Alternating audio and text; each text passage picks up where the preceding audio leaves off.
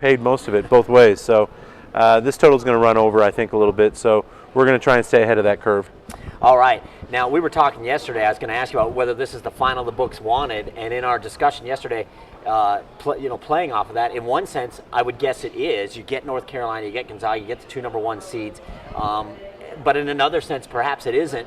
Like I said, based on our discussion yesterday, talk about that a little bit. Yeah, no, I mean, we were in a really envious position so that if we did get sort of the oddball matchup, we would have been okay because we looked really good to them in the futures. But right. That from being Oregon and South Carolina. Oregon and South Carolina, but this being sort of more the premium matchup, obviously 2 number 1 seeds facing each other. And by the early action, we're going to write a ton of money to this. So, right. It's half a dozen of one. Whatever that saying is, blah blah blah. I'm not good at those. One. Yeah. So we look good no matter what. Obviously, I think we're gonna be rooting for Gonzaga a little bit. We do considerably better to them. They don't have as broad a fan base, I should say, as North Carolina. Right. Obviously, North Carolina, a lot of fan base all across the United States. Gonzaga is still, even as much success that they had, they're still fairly a boutique kind of team. They're a regionally bet, so we look much better to them, like twice as good better to them. But that gives us some flexibility to take some good money to Gonzaga, like we already did, and we're going to try and balance the waters and see where we land. All right, and then just to clarify what you're talking about, you look better to Gonzaga on the futures there. You're a winner at either one, but Gonzaga wins tomorrow night. That works much better for you with the futures. Yeah, depending on what happens in the next 24 hours. Exactly. Yeah. A lot can happen in 24 hours, as we know. But we're in a good starting spot. All right, very good. And you even mentioned in one of your assistants, one of your great assistants here last night, Scott Shelton, mentioned it too, that it's careful, I wouldn't go that far. Okay. He's a good assistant. He's a good assistant. No, I'm just kidding. Scott's a good guy. He even mentioned it gives you guys a little bit of flexibility. This might not be a bad shop to do a money line wager on Gonzaga because of that. Yeah, no, absolutely. We're probably a little elevated to the market right now because we have that flexibility baked in there with the futures. So, if you're looking for a good price on Gonzaga, MGM Resorts properties are the place to be. All right, let's take a look back at last night's games. A little recap of the two matchups. 2 really good games both came down to the wire. Yep. A little bit of ugly play from time to time. It would have been nicer to see a cleaner game, and certainly it would have been neat to see Oregon get at least a rebound. Get a rebound. Please, box them out. But winners, losers for you guys out of those 2 games? We sort of broke out last night. Broke even a little bit. Like I said, because we did get middled on the total, right. And we did have a considerable amount of money on North Carolina on the money line. Mm-hmm. So we were a loser to that market. So that game itself did not work out well for us. The early game was a great game for us, but basically what we won we gave back, and NBA eroded a little bit more. So we were a small loser for the night. Mm-hmm. Which is disappointing, but when you only are dealing a couple of hands of blackjack and you bust. Right. There's nothing you can do about it. So we're going to shuffle up and deal on Monday and see what happens. Now ratings were tremendous for both games, and again, both games came down to the wire. South Carolina made a nice little comeback after it looked like Gonzaga was getting away from them there in the second half. So again, huge ratings. Did that translate in-house here? Pretty good handle on both games. Yeah, good handle on both games. We had a pretty good crowd. You guys were here for most of the game. Yes. We have such a nice big room here. Yes. Great screens. We draw a lot of people from some of the competitors around us that don't have such a great viewing area. So we do get a good crowd, good handle. The halftime wagering actually was really, really good as well, especially on the Oregon game. When we had it at 2, North Carolina 2, which in essence made it for 5 for the game. We had really good two-way on that again because that basically put it back on the opening number. Right. At that point, with that little bit of rally that North Carolina had right before halftime, I think that really split the action at halftime. I think if North Carolina would have been lagging maybe 4 or 5 points behind Oregon at half, we probably would have seen a massive amount of money on UNC.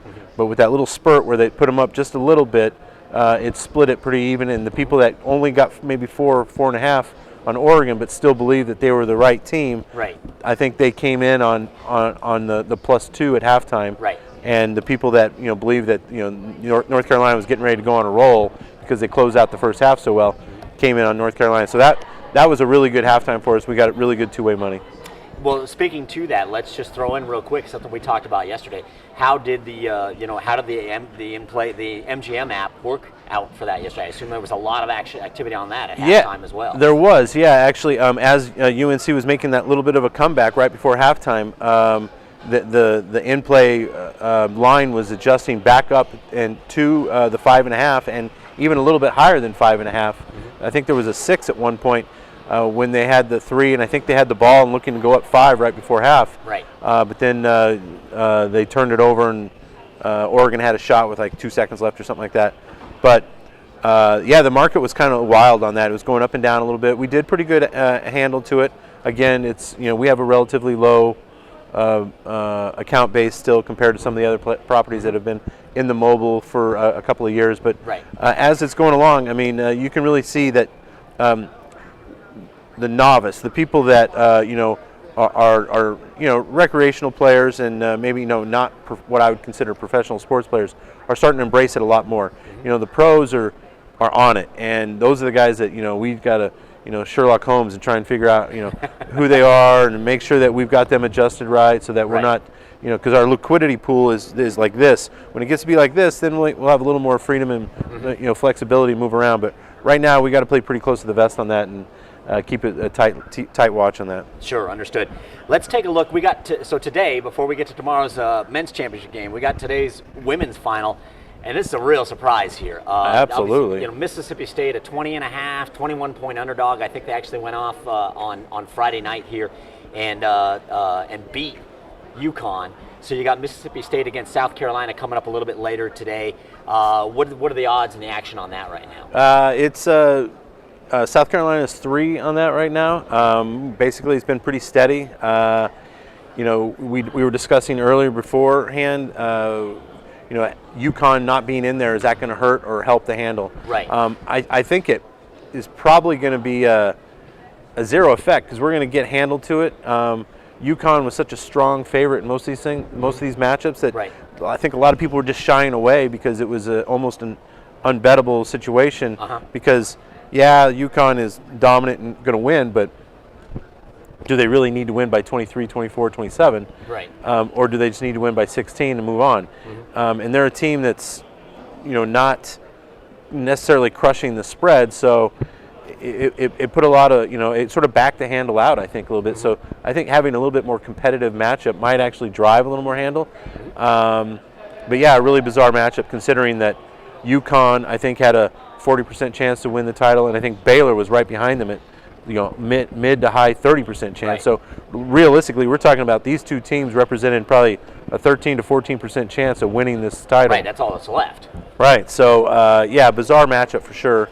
But you got to tip your hat. It's a hell of a run for UConn. Oh, yeah, no kidding. Still a hell of a run, an incredible run. And I heard a little bit of a commentary saying, hey, this wasn't even as whatever qualifies as a down year for UConn, this was expected to be it, but it sure didn't turn out that way with the exception of Friday night's game. And speaking of that loss, how did the book do on that game? We actually didn't do too well on that game. It opened up, I believe it was 22.5 and went down to 21.5.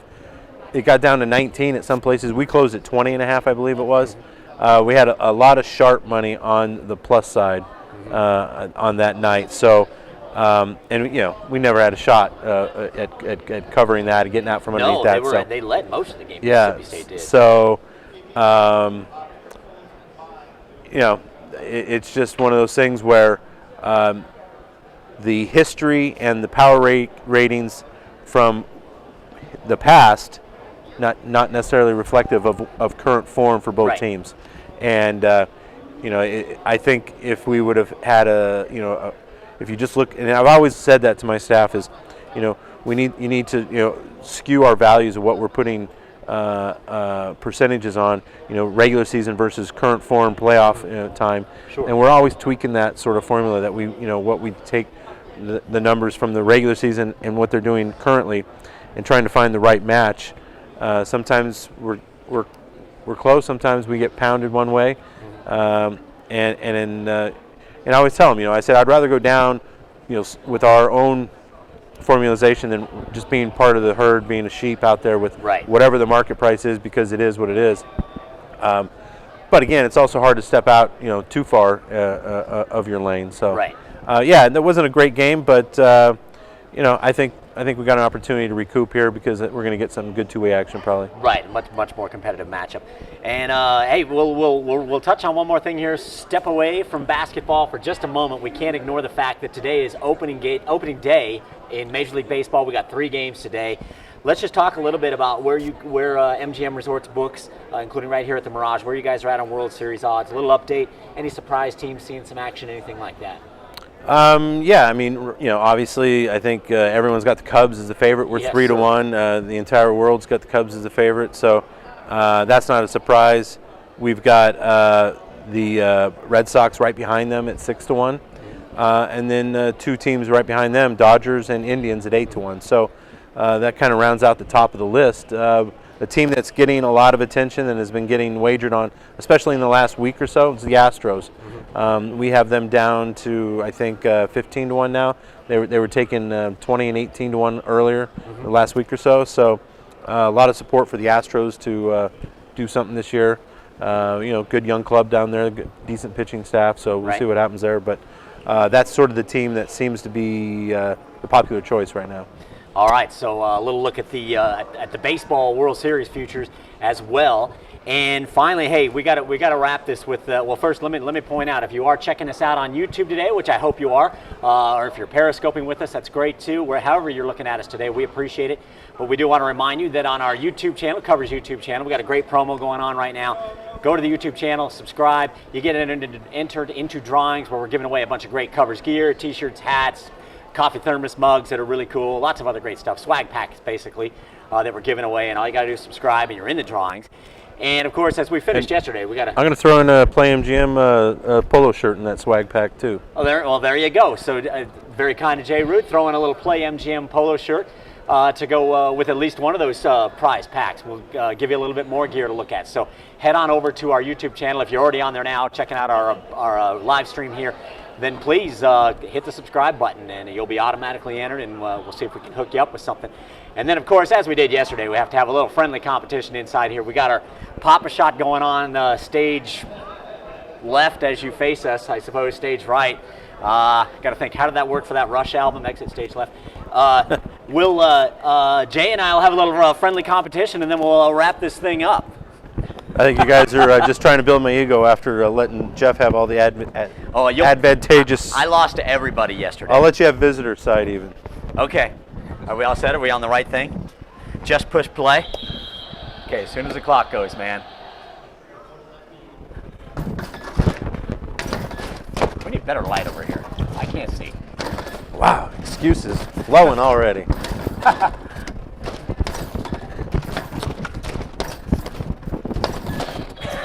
You're like Jason with the rebounds, man. You can't get a ball. I can't get a ball. Oh, it's going to be close.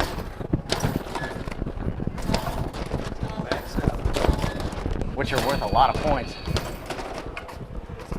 And I win. Player 2 wins. 18. I think it was 18-16. I snuck a couple. All right, I don't want to ever see this thing in here again. Let me sneak over here and give us a little sign off from the Mirage Sportsbook. Fine game. Sir. Nice game. Good job. Absolutely. Good job. That's why I book games and don't play games. I haven't been playing this very well either. I think you're the first guy I've beaten all weekend. I just can't shoot. I used to be good at this. It's even better. I'm not trying to make you feel too bad here. Hey, once again, thanks a lot to Jay Rood and his incredible staff here at the Mirage Sportsbook for a ton of great insight over the course of the entire tournament, really. Your staff has been incredibly helpful. And you've been incredibly helpful, of course, as well. We appreciate the use of the space down here at the Mirage Sportsbook, and we highly recommend it for any major sports event. NFL season every Sunday, it's great in here. NCAA tournament was fantastic. The college football national championship game, Super Bowl, all that stuff. This is just a great atmosphere in here. You just can't beat it. You run a great shop, and we appreciate you having down here, and hopefully, we'll continue it in the future. Absolutely, we'll be looking forward to. We look forward to getting back. I think the fans really like everything you guys do. A lot of fun stuff. They like talking to you guys, and you guys bring a lot of energy to the room. Well, it's a lot of fun to be here, and again, we really appreciate you guys welcoming us into this thing. Sure. Just amazing space. So that'll wrap it up for our NCAA National Championship betting live stream from here at the Mirage Sportsbook on the Strip in Las Vegas. forcovers.com. I'm Patrick Everson, reminding you one more time to check out our YouTube channel, subscribe, and get yourself in the drawings to win some cover swag, including Jay's going to throw in a Play MGM polo shirt, something get out and golf in with the good weather coming around. And of course, give us a follow on Twitter @Covers.